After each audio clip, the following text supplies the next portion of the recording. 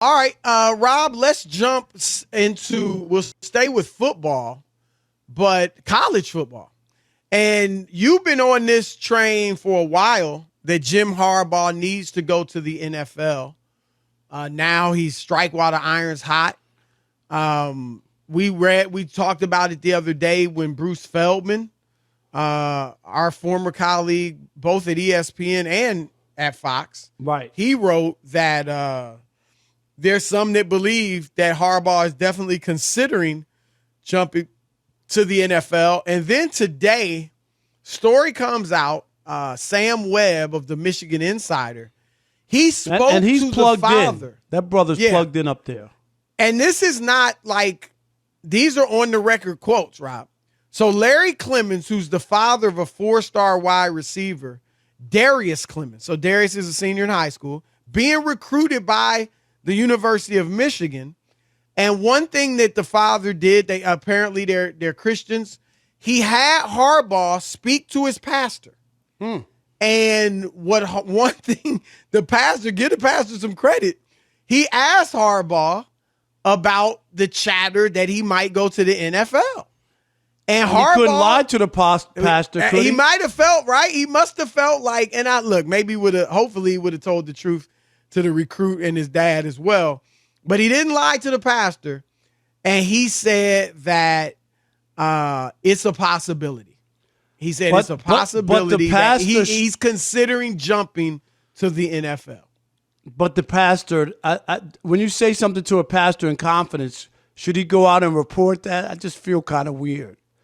It's not, well, I'm sure he told the family. No, I know, right. He's not a psychiatrist. No, I know. I'm just saying. And it wasn't like Harbaugh was confessing his sins. Well, right. If you go to the priest. I think the pastor had a duty. Don't you think the pastor had a duty to tell the recruit and his dad? I guess. What? Hold on. I got you talking to him. Not so y'all can have secrets between y'all, right? But so I can know what the pastor thinks about you. I just thought he wanted to get the feel for if he's spiritual. You know what I mean, or what kind of person, person he is. You know what I'm saying? More so, and that's probably part of it. More so than just an answering question, like I need him to answer. If his dad wanted somebody to get answers out of him, he could have had me do it. You know, like a hard-nosed reporter asking Jim Harbaugh questions. I get to the meat of the bone. Yeah, all right. But my guess, Rob, my guess is that there was what you're talking about. I'm sure he trusts his pastor. He wanted him to get a feel, right, for what type of person Harbaugh is. Do you think he's genuine? Do you think he's this, like that? Like that's important, right? Is he genuine or trustworthy, right? But I doubt it was just a grill session, So look, good job by the pastor. So and if Harbaugh told him, Harbaugh had to understand he was going to tell the family, right? I would assume. Yeah. So Harbaugh, give him credit. He said he is considering the jump to the NFL. Good. I'm glad he didn't lie to the recruit. I'll say this: now maybe the recruit loves Michigan. We know it's a good school academically. Maybe wants to go there for academics or some other reason. If that's the case, maybe that won't affect his call. But Rob, if he's like, I'm making my decision based on football, and I think that's probable, right? Let's keep it real, even if he is a good student. This has got to affect you. I'm sorry. If I'm coming to play for you because you coached in the NFL, you did a great job, you regularly send lots of kids every year to the NFL, and you just had a great season, and you tell me you're considering leaving, whether this year, you may not even be there at all when I get there, or you might only be there for a year or two, Rob. It's affected my decision. I'm sorry. It has to, because everything changes. You're not promised anything. A new coach might come in and decide, I already got my quarterback. I've been recruiting him since he was 9. Right. And now that I'm at Michigan, he's going to be the quarterback. Period. I don't care what you did, whatever happened, or how good you are. I got my guy. I've had my eye on him. He's going to win me a national championship or whatever. Yep. And so that's why I've always said it wasn't fair that coaches were able to bounce and leave the kids hanging high and dry and not having to sit out a year or something. You know, it should be like they can't just walk out on the kids whenever they want. Right. Because the kids are left stuck.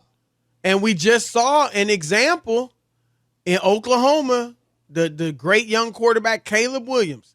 Now, he said he might, I don't know if there's, maybe I haven't seen the latest, Rob G, correct me if I'm wrong.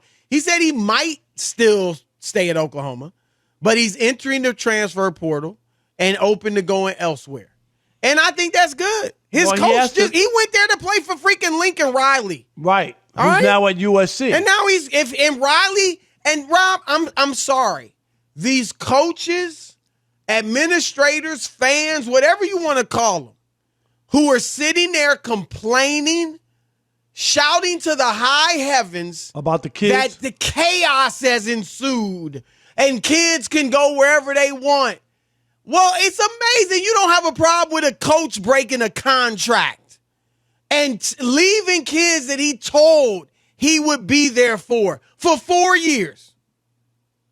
You don't have a problem with that, but you got a problem with the kid being able to go anywhere. The kid should have more freedom than the coach because the kid's future might hinge on where he plays at.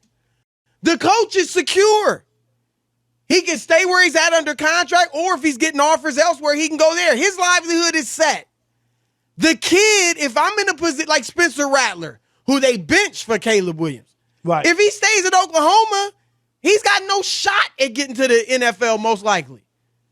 But if he leaves, he still has a shot. So this double standard that some of these dudes have is ridiculous. And maybe they need to figure out Caleb Williams. Figure out also the change of the recruiting season, because that's the biggest issue, is that coaches have to bolt because you have to commit, and you can't wait till after bowl season, Chris. It's too late, right? So that's why they should change it.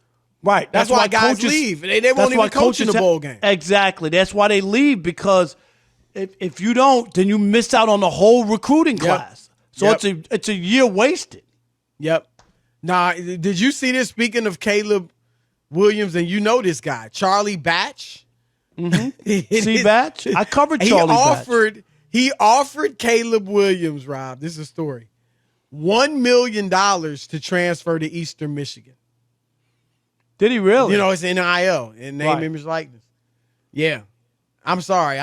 If I'm Caleb Williams, I'm Oklahoma, I'm not going to Eastern glad Michigan. Charlie still got all that long money, man. I love it. I love it. I know. Charlie, I once, when Charlie was the Lions quarterback, and we went down to Tampa for